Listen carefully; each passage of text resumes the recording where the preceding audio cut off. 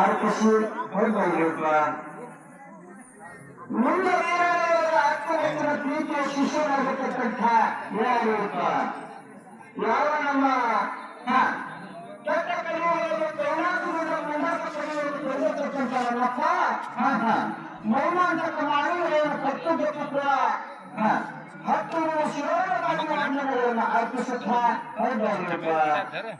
ಯಾವ ಕಾರ್ಯವನ್ನು ಗ್ರಾಮದಲ್ಲಿ ಎಂಬ ಜಾಗಗಳಲ್ಲಿ ಆಸನಿಯತಕ್ಕಂಥ ಜಗಜ್ಯೋತಿ ಬಸವನು ಕಟ್ಟಬೇಕು ಕೂಡ ಕೋಟಿ ವಂದನೆಗಳನ್ನು ಅರ್ಪಿಸಿ ಹೋಗಬೇಕ. ಯಾವ ಜ್ಞಾನಕ್ಕೆ ಜ್ಯೋತಿಯಾಗಿ ಜ್ಞಾನಿಗೆ ಬೆಳಕನ್ನು ನೀಡತಕ್ಕಂಥ ಯಾರಿಪ್ಪ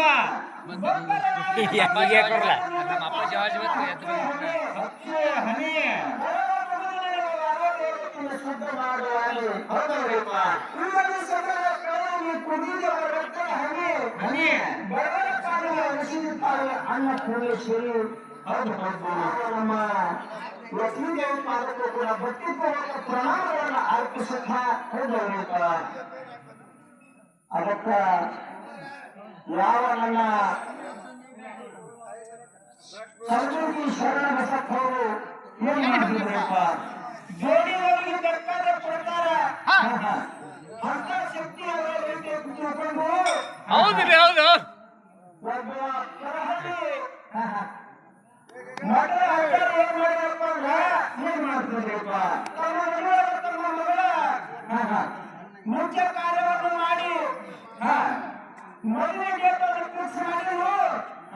ಇನ್ನೇನಪ್ಪ ಲಗ್ನ ಸಮಿತಿ ಬಗ್ಗೆ ಹ್ಯಾಗ್ ಮಾಡಬೇಕು ಮನೆಯೊಳಗೆ ದುಡ್ಡಿನ ಅಂತ ವಿಚಾರ ಮಾಡ್ತಿದ್ರು. ಹೌದಪ್ಪ ಅಲ್ಲಿ ಹೇಳ್ತಾರೆ ಅವರಿಗೆ ಏನಂತೆ ಇಷ್ಟಾಗ ಚಿಂತೆ ಮಾಡಕ್ಕೆ ಕಲಬುರಗಿ ಸೇರಿದಲ್ಲಿ ಹೋಗು ಬೇರೆಯವರಿಗೆ ಸರ್ಕಾರ ಪಟ್ಟು ಸಾಕು ಮಾಡೋಣ ಅಂತ ಹೇಳಿದಾಗ ಆ ವ್ಯಕ್ತಿಯಲ್ಲಿ ಬಂದ